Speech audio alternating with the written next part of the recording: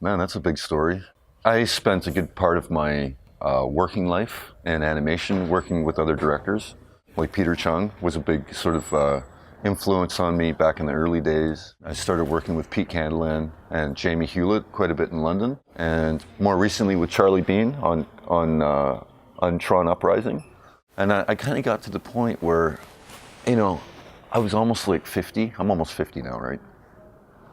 But I thought a few years ago, I wanted to step out from the shadows of other directors, and I wanted to sort of present myself as a director.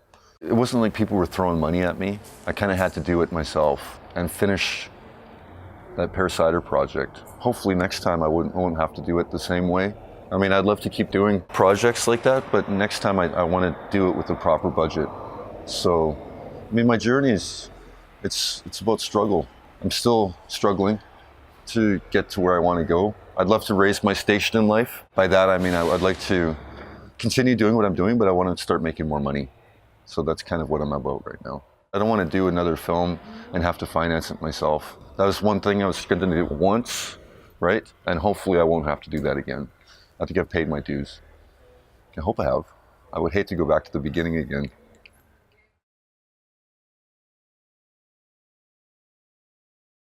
The most important thing was finishing what you started. I was obsessed with finishing that film. To me, looking back at it, it felt like a really long walk, like from Vancouver to Florida. That's what it felt like, a really, really long walk.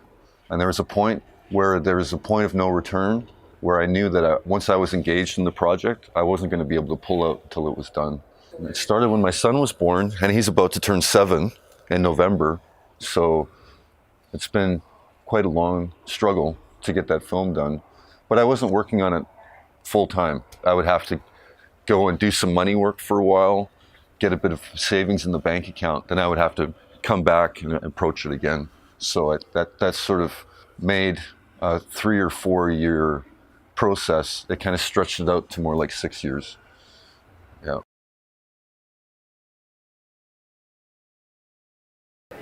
Peter Chung, back in the early days, was a huge inspiration for me.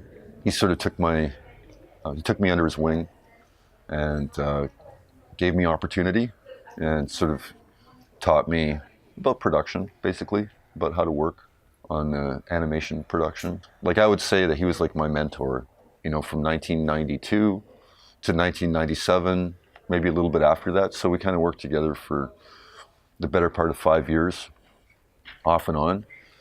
And then when I saw Gorillaz Clint Eastwood, I went to London and I started working with Pete Candeland and Jamie.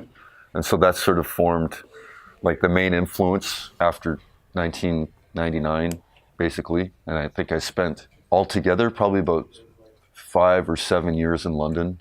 Not consecutively, but I would go for like a 3-month job and then I would go away, come back for another 3-month job. I think if you added all that up together, it'd be about 5 or 7 years being in London. For the most part, that was working with Pete Candeland.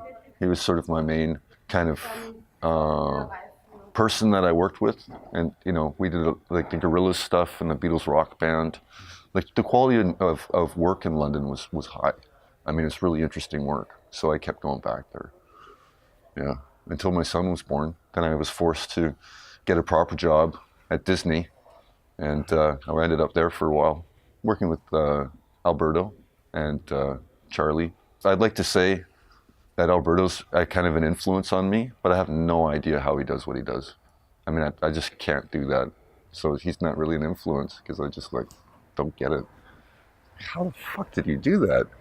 He's like, oh, I'll just do it. I guess I'll just do my own thing.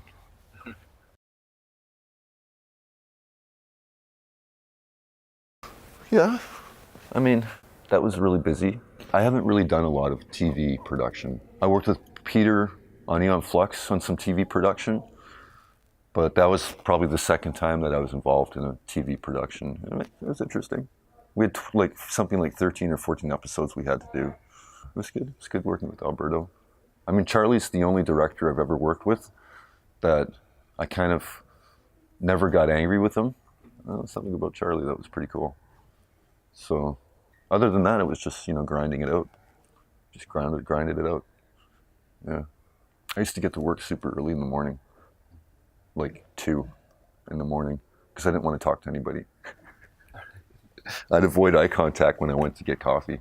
But I've always been an early riser.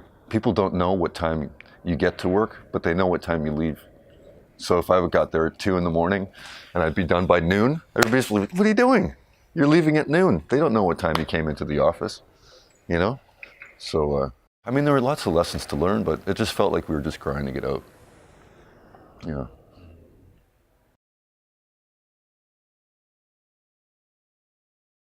Yeah, I mean, he'd put me on my place sometimes. I remember we were working in Korea. We finished the animation on this little 30-second thing. And he goes, okay, the animation's done. Now you can start in-betweening it. I said to him, that's not my thing, right? And he goes, it's not your thing? You're gonna do some in-betweens, man. Don't tell me it's not your thing. And he totally sorted me out. And so, I mean, the lesson that I learned from that is you got to get involved in every different stage of production, you know, even the jobs that you don't really want to do. And that's good. I mean, you got to help out. Pick up an oar and start rowing.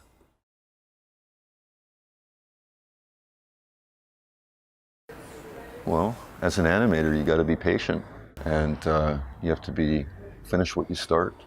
I don't know about a third one. I can only think of 2.